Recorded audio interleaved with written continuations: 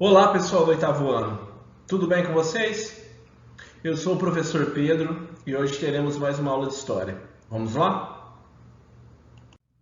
Pessoal, para que vocês possam acompanhar da casa de vocês, abram a apostila, o caderno 1, na página 150.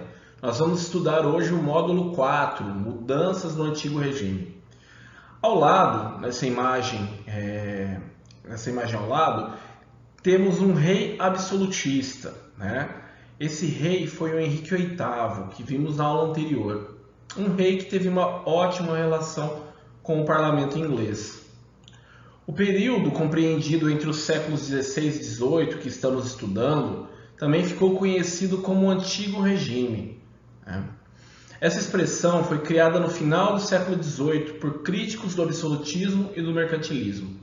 Ou seja, foi criado já quando estava acabando esse período que a gente está estudando, por pessoas que criticavam, não concordavam com essa forma de governo.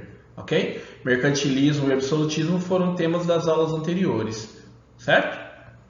Os criadores dessa expressão queriam iniciar um novo regime de organização da sociedade, em oposição ao antigo regime, o regime que eles queriam substituir.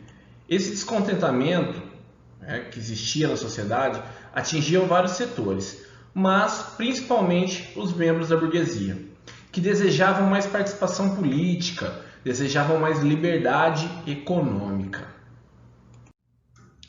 A burguesia inglesa, aliada a outros grupos sociais que se consideravam prejudicados pelo antigo regime, foi um grupo muito importante no processo de mudanças na forma de governo que vamos ver a seguir, ok? Como vocês já aprenderam, a sucessão da rainha da dinastia inglesa, a sucessão da rainha Elizabeth I, veio acompanhado não só de mudanças de dinastia. A Elizabeth era da dinastia Tudor, ela não deixou herdeiros, quem vai assumir vai ser o seu primo, Jaime I, que era de uma outra dinastia, a dinastia Stuart, tudo bem? Então, foram várias mudanças, certo? O Jaime I, ele governou de 1603 a 1625, como vocês podem ver na imagem ao lado, nessa primeira imagem de cima, temos aqui este rei, que governou de 1603 a 1625. O sucessor dele, o filho dele, Carlos I, governou assim que o pai morreu, em 1625, até o ano de 1649. Ele que está na imagem abaixo, o Carlos I, certo? Pessoal, eles vieram nessa sucessão, governaram por um determinado período, só que ambos podemos apontar que governaram nos moldes do absolutismo francês.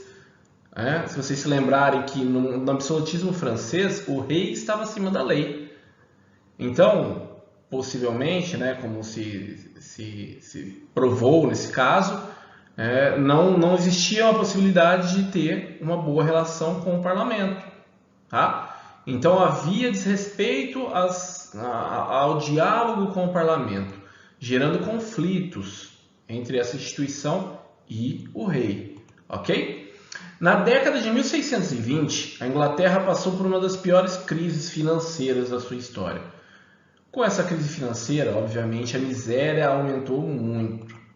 Assim, o descontentamento da burguesia e de setores da nobreza, a gente pode incluir aí filhos de aristocratas, pequenos proprietários, bem como dos grupos mais pobres da população, passou a ser cada vez maior. Então eles passaram a estar cada vez mais descontentes com os reis Stuart, ok? Em relação à religião, houve muita perseguição religiosa, Se vocês se lembrarem, já era uma tradição que tinha sido estabelecida pela Elizabeth a questão da tolerância religiosa, ok? Só que estes reis contrariaram essa tradição e tentaram impor uma única religião, ora o catolicismo, ora o anglicanismo. Ou seja, quem tivesse uma fé diferente da fé do rei era perseguido, né? Ainda sobre esse reinado, dessa dinastia, no ano de 1628, né? Acompanhe aqui no slide, como medida para combater o que consideravam abusos do rei Carlos I, os parlamentares obrigaram que ele assinasse um documento. Esse documento chamado de Petição de Direitos. O que esse documento, né, estabelecia? Ele proibia o rei de decretar prisões arbitrárias, ou seja, sem, né, julgamento, sem motivos comprovados. Proibiu ele de criar impostos sem aprovação do parlamento, né? Então era uma forma de tentar limitar esse rei que estava desagradando o parlamento. No entanto, o rei continuou desrespeitando as leis. Então, em 1640, alguns parlamentares declararam guerra ao rei, tá? Então, em 1640, os conflitos entre Carlos I e o parlamento chegaram ao seu ponto máximo, tá? Após o rei mandar prender líderes do parlamento que faziam oposição a ele, alguns parlamentares declararam guerra ao rei. Daí para frente, a gente vai ter uma guerra civil, né? Ou seja, uma guerra de ingleses contra ingleses. Nesse período, né, o que não é muito diferente de agora, a luta pelas informações era muito importante, né? Hoje, com o advento da internet, todos nós temos acesso a inúmeras informações, né? Só vale um apontamento aqui, né? Tomem cuidado com as fake news. Sempre que vocês receberem uma notícia, uma informação, procurem a veracidade, procurem informações para ver se aquilo é verdade mesmo, né? É de interesse de muitos grupos, até políticos, de divulgar informações às vezes falsas, né, para se proteger ou para atacar outros grupos, né? Então o importante é buscar informações, certo? Não compartilhar se não tivermos certeza. Nesse período não era diferente, as informações valiam muito para os governantes e para quem estava na oposição dos governantes, tá?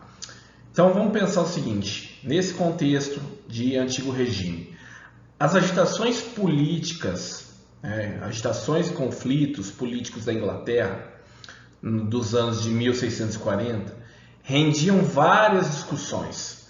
Eram muitos bate-papos, palestras, sermões, ideias expostas em cartazes e até escritos nas paredes, né, em edifícios públicos. Inúmeros panfletos e reclamações eram destinadas ao parlamento e também a jornais ligados ao rei ou contrários a ele, tá? Cada um queria produzir e difundir sua versão dos fatos, exercendo assim algum tipo de pressão sobre aqueles que estavam aptos a tomar decisões. A ampla divulgação de diferentes pontos de vista contribuiu para colocar em debate o tema da liberdade de expressão. Intercalando momentos de maior e menor liberdade de expressão, o certo é que as reflexões sobre os problemas que a Inglaterra passava e as suas possíveis soluções colocou a política na boca do povo, estimulando o desejo de maior participação, né, na tomada de decisões da vida em sociedade. Liberdade de expressão, pessoal, vale apontar aqui também, que é um direito fundamental de todo cidadão e é importantíssimo como meio de garantia e desenvolvimento da nossa democracia. Então vocês são livres para se manifestar, desde que não afete a dignidade e a liberdade de outras pessoas. Ou seja, não podemos usar como desculpa a liberdade de expressão para praticar crimes e atividades ilícitas, como é o caso do discurso, de discursos que incitam violência contra a mulher, dos discursos de ódio contra minorias, da difamação, calúnia, injúria, ok? Liberdade de expressão é importantíssimo para a democracia. mas precisamos fazer, né, uso das palavras e da nossa liberdade de expressão com cuidado para não atingir outras pessoas, beleza?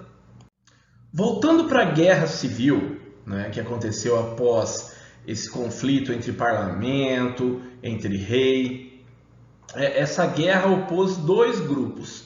De um lado, os cavaleiros. Eles eram formados pela nobreza, tradicionais senhores feudais, pelo clero anglicano e pela rica burguesia londrina.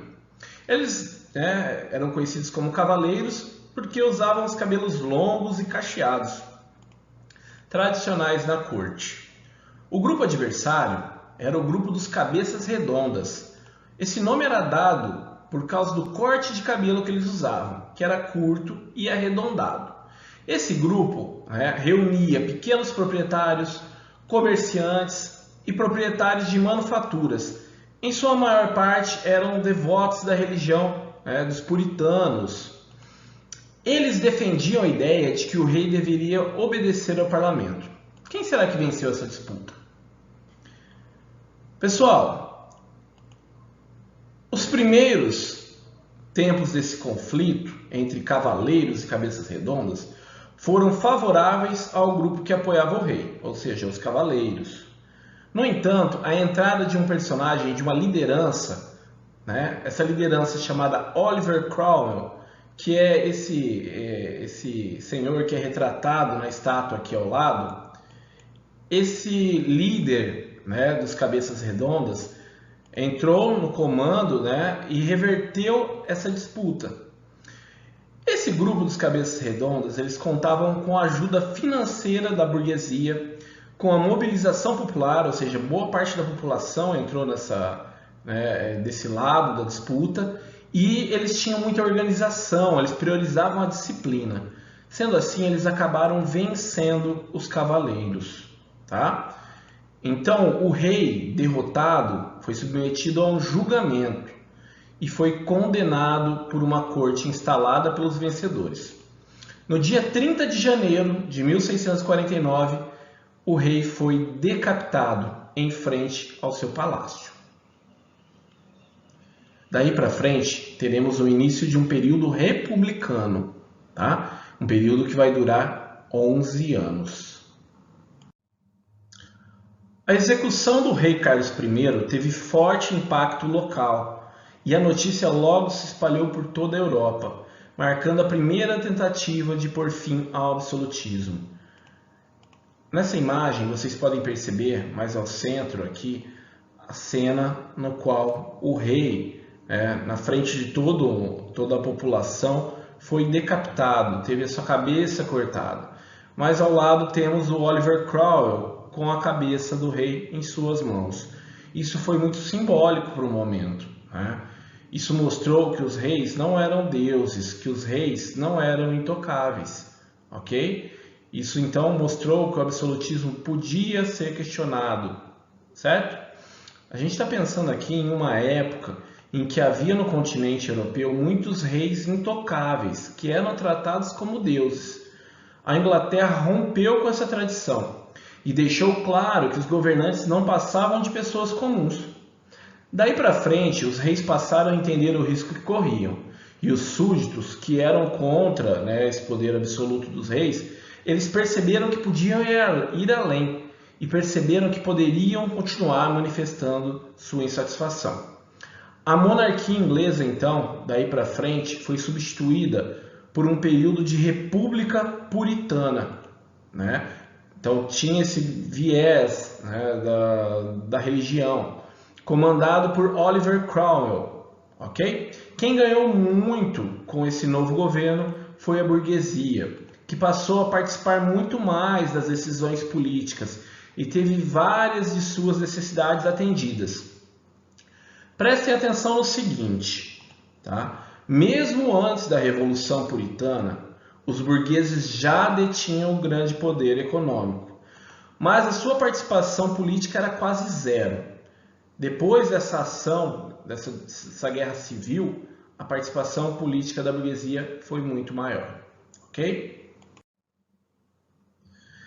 Na imagem ao lado temos um retrato do Oliver Cromwell, que se tornou o Lorde Protetor da Inglaterra após a Revolução Puritana, né? Esse fato, essa guerra civil que nós estudamos. Ele governou até sua morte, que foi em 1658, ok? Pessoal, na aula de hoje vocês aprenderam o processo de desestruturação do absolutismo inglês. Na próxima aula nós continuaremos no módulo 4, certo? Bom, espero que tenham gostado da aula de hoje. Acima está o meu contato, caso tenham dúvidas, beleza? Pessoal, bons estudos para vocês, muito obrigado e até a nossa próxima aula.